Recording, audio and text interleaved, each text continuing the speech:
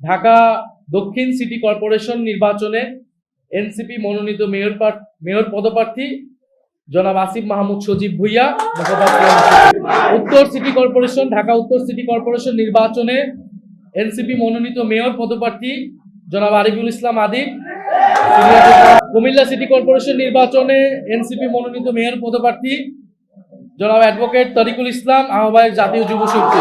Rajshahi city corporation নির্বাচনে NCP মনোনীত mayor পদপ্রার্থী মোহাম্মদ মোবাশ্বের আলী, আহ্বায়ক রাজশাহী মহানগর এনসিপি। সিলেট সিটি কর্পোরেশন নির্বাচনে এনসিপি মনোনীত মেয়র পদপ্রার্থী অ্যাডভোকেট আব্দুর রহমান আফজাল, আহ্বায়ক সিলেট মহানগর এনসিপি। স্থানীয় সরকার নির্বাচন নিয়ে আমাদের অবস্থান, আমাদের দাবি দেওয়া এবং আমাদের প্রার্থী কিছু সিটি কর্পোরেশনে তাদেরকে পরিচয় করে দেওয়ার লক্ষ্যে তা পূর্ববর্তী বক্তারা বলেছেন, বাংলাদেশে যে বর্তমান পরিস্থিতি, বাংলাদেশের মানুষ নাগরিক সেবা পাচ্ছে না এবং অন্তর্বর্তী সরকারের সময় থেকেই একটা বড় সময় কিন্তু স্থানীয় কোনো জনপ্রতিনিধি নাই, নির্বাচিত জনপ্রতিনিধি নাই। আমরা উল্টো দেখলাম এই নতুন সে সরকার আসলো, সেই সরকার এসে তারা সব জায়গায় প্রশাসক বসিয়ে দিল, সবগুলা সিটি কর্পোরেশনে জেলা পরিষদে তারা প্রশাসক বসিয়ে দিল। 200-র বেশি সার্ভিস ও ফিচারে লেনদেনের সব বিকাশ অ্যাপে সম্ভব। যেখানে অন্তর্বর্তী সরকারের সময় যখন প্রশাসক বসানো হয়েছিল তখন কিন্তু তারাই বিরোধিতা করেছিল, এখন তাদের সরকারের সময় সবকিছু ঠিক হয়ে গেছে এবং বাস্তবতা এটাই। আসলে আমরা সংসদে কথা বলার জায়গা পাচ্ছি না, আপনারাই আমাদের শেষ ভরসা।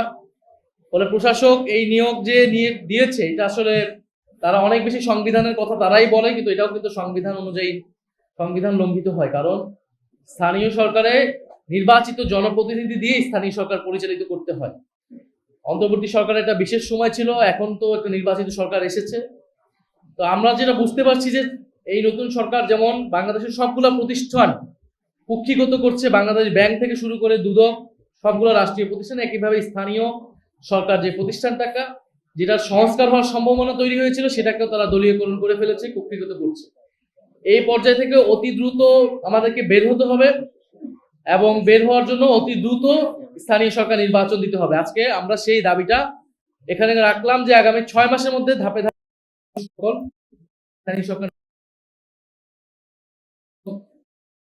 বসেছে তারা যাতে কোনোভাবেই সেই সিটি কর্পোরেশনের নির্বাচনে অংশগ্রহণ না করে, এই ধরনের বিধিবিধান আসলে থাকা উচিত।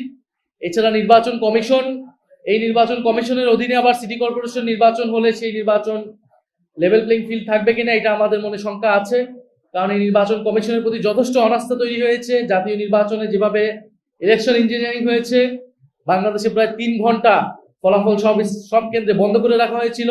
এখন স্থানীয় সরকার নির্বাচন তারা কিভাবে করবে এবং যেই প্রধান নির্বাচন কমিশনাররা বিরোধী দলীয় এমপিদেরকে সংবিধান সংস্কার পরিষদের শপথ বাক্য পাঠ করিয়েছেন, এখন সেটাকে বলা হচ্ছে অসাংবিধানিক। ফলে নির্বাচন কমিশন যাতে লেভেল প্লেইং ফিল্ড নিশ্চিত করে। তা আমি জাতীয় নাগরিক পার্টি এনসিপির পক্ষ থেকে আমাদের যেই 5টি সিটি কর্পোরেশনে আমাদের প্রাথমিক মনোনীত প্রার্থী তাদের নাম ঘোষণা করছি। ঢাকা দক্ষিণ সিটি কর্পোরেশন নির্বাচনে এনসিপি মনোনীত মেয়র পদপ্রার্থী জনাব আসিফ মাহমুদ সজীব ভুইয়া,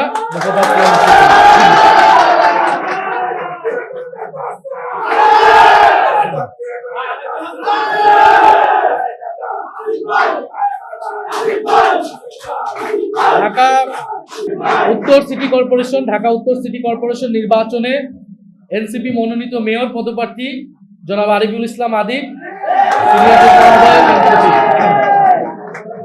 কুমিল্লা সিটি কর্পোরেশন নির্বাচনে এনসিপি মনোনীত মেয়র পদপ্রার্থী জনাব অ্যাডভোকেট তরিকুল ইসলাম, আহ্বায়ক জাতীয় যুব শক্তি।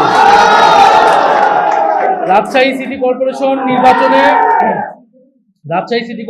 নির্বাচনে এনসিপি মনোনীত মেয়র পদপ্রার্থী মোহাম্মদ মোবাশ্বের আলী, আহ্বায়ক রাজশাহী মহানগর এনসিপি। এবং সর্বশেষ সিলেট সিটি কর্পোরেশন নির্বাচনে এনসিপি মনোনীত